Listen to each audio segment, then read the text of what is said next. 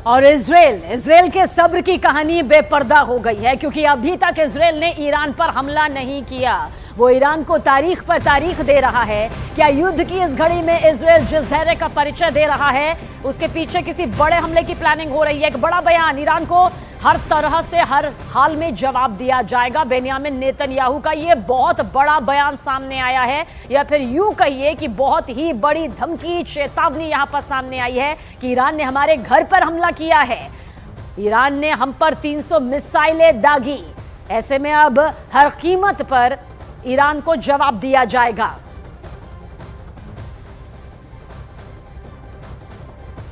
और हिजबुल्लाह के ठिकानों पर इजरायली सेना ने जबरदस्त एयर स्ट्राइक यहां पर की है। इजरायली सेना ने बैरूत में दक्षिणी इलाका पर एक इमारत पर मिसाइल से अटैक किया, जिसमें इमारत चंद लम्हों में जमींदोज हो गई। इजरायली सेना का दावा है कि इस इमारत को हिजबुल्लाह अपने निजी कामों के लिए इस्तेमाल करता था। तो मिसाइल अटैक से देखिए किस तरह से जमींदोज ये इमारत हो गई। वॉर जोन की हर एक तस्वीर इस वक्त भी आपके सामने मौजूद है। दोनों तरफ से देखिए हमले जारी हैं। अब ऐसे में जब बेन्यामिन नेतन्याहू के जरिए कह दिया गया है कि हर कीमत पर हर हाल में जवाब ईरान को उसकी करनी का दिया जाएगा, तो ये वो खतरनाक मोड़ है जहां तबाही का मंजर और भी खौफनाक तरीके से सामने आने वाला है। तो बैरूत में बारूद, तेल अवीव, वो तमाम तस्वीरें यहां पर है जो ये बताती है कि किस तरह से इमारत में हिजबुल्लाह का ठिकाना होने का दावा किया गया है। और बैरूत के आसमान में इस वक्त सिर्फ और सिर्फ तबाही का मंजर ही नजर आ रहा है। ये तस्वीरें जो आपको दिखाने जा रहे हैं वो देखिएगा। खबर यह है कि इजराइल और हिजबुल्लाह के बीच वार पलटवार एक बार फिर बड़ी तबाही की ये तस्वीर लेकर सामने आई है, जो इस वक्त भी आपके सामने। एक वीडियो रात का, जबकि एक वीडियो दिन का। दो तस्वीरें इस वक्त आपके सामने। देखिए इस वीडियो में आप देख सकते हैं कि कैसे लेबनान में तबाही और बर्बादी का बारूद यहां फैल चुका है। तस्वीर नंबर 1, तस्वीर नंबर 2, दोनों आपके सामने जो तबाही की तस्दीक करती हुई साफ साफ नजर आती है।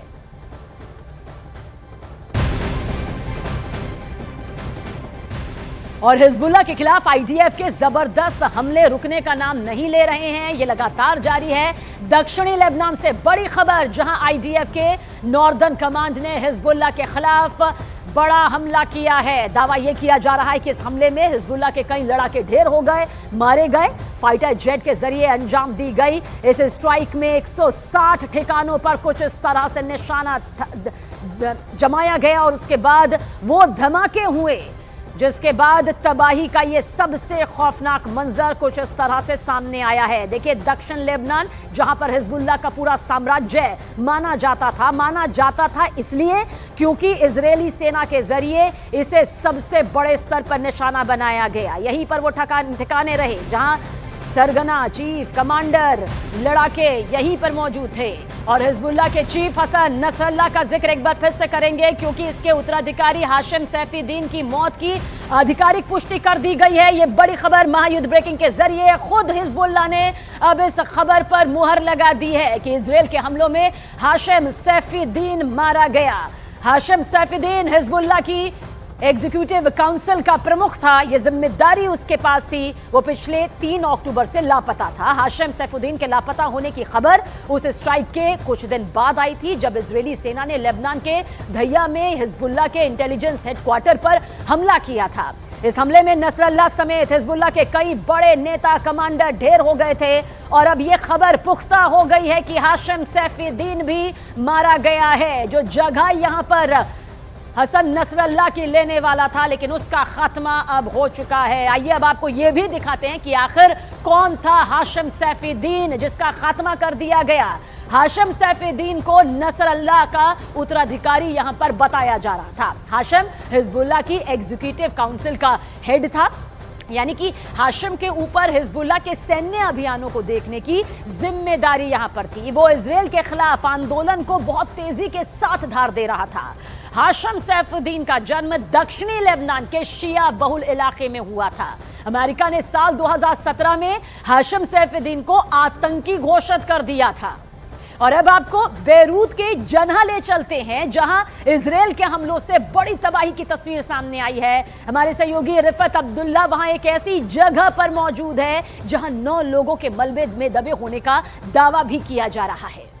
अभी लेबनान के बेरूत में मैं जिस जगह पे हूँ, यहाँ पे जो एयर स्ट्राइक हुई हैं मलबे के नीचे अभी करीब 9 लोग हैं और काफ़ी सारे लोगों की मौत हुई। और यहाँ पे आप देख सकते हैं कि यहाँ पे अभी रेस्क्यू ऑपरेशन शुरू कर दिया गया है, क्योंकि यहाँ मलबे के नीचे अभी तकरीबन 9 लोग हैं जिनको निकालने की कोशिश जारी है।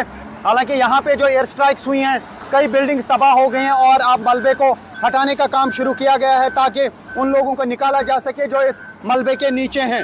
आप देख सकते हैं कि किस तरीके से अब इस मलबे को हटाया जा रहा है ताकि जो बॉडीज़ यहाँ इस मलबे के नीचे हैं उनको निकाला जा सके। तो यहाँ पे ह्यूमैनिटेरियन क्राइसिस जैसा माहौल है, तबाही लगातार हो रही है और ये आप देख सकते हैं कि किस तरीके से हटाया जा रहा है अब मलबे को। तो यहाँ पे आप देख सकते हैं कि किस तरीके से अब ये मलबा हटाया जा रहा है, क्योंकि इस मलबे के नीचे तकरीबन 9 लोग फंसे हुए हैं।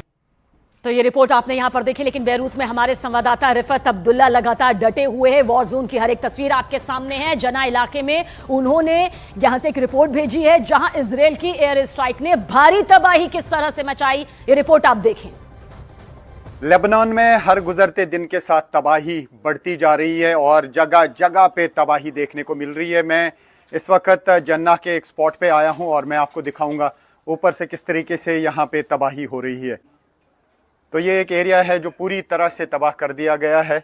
यहाँ पे कई मकान जो हैं वो बिल्कुल बर्बाद हो गए हैं और ये आप देख सकते हैं ये तबाही यहाँ इस एरिया में।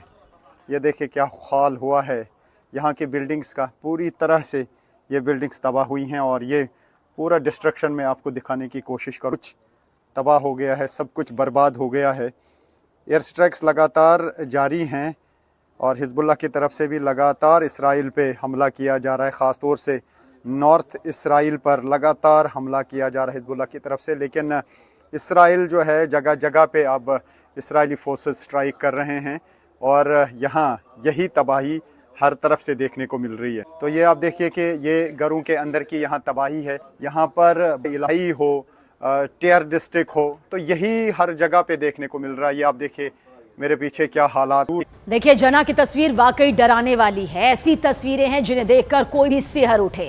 रिफत अब्दुल्ला की ये रिपोर्ट भी गौर से देखिए। जहां वो एक अपार्टमेंट में मौजूद थे तो वहां से जंग की जो तस्वीरें सामने आई वो यकीनन रोंगटे खड़े कर देने वाली कहानी बयां करती है। लेबनान में अभी तक तकरीबन 2600 लोगों की मौत हुई है, 12,000 से ज़्यादा अभी तक ज़ख्मी हुए हैं और तकरीबन 15 लाख लोग अभी तक बेघर हुए हैं जो अपने घरों को छोड़कर आए हैं। काफ़ी लोगों के घर जो हैं वो बर्बाद हुए हैं। तो इन खंडरों के बीच में मैं कोशिश करूंगा आपको वो हकीकत दिखाने की जो कुछ इस वक्त लेबनान में हो रहा है। ख़ास तौर से ये बेरूत का इलाका है। आप देखिए क्या हालत हुई है यहाँ पे घरों की। घर पूरी तरह से बर्बाद हो गए हैं और यहाँ पे न जाने कब अब ज़िंदगी फिर से पटरी पे आएगी, फिर से लौट आएगी। फ़िलहाल ऐसा दिखता हुआ नज़र नहीं आ रहा है, क्योंकि जिस तरीके से बर्बादी हुई है इस बर्बादी को ठीक करने में न जाने कितने साल लगेंगे। और सबसे पहले ये कि पहले जंग का सिलसिला रुके, अभी जंग का सिलसिला रुकते हुए नज़र नहीं आ रहा है। हर रोज़ लोग मारे जा रहे हैं, लोग ज़ख्मी हो रहे हैं और घर बर्बाद हो रहे हैं, बड़ी बड़ी बिल्डिंग्स बर्बाद हो रही हैं। तो ये आप अंदाज़ हैं, यकीन मानिए यहाँ अभी भी बारूद की बू आ रही है और हर तरफ से यहाँ पे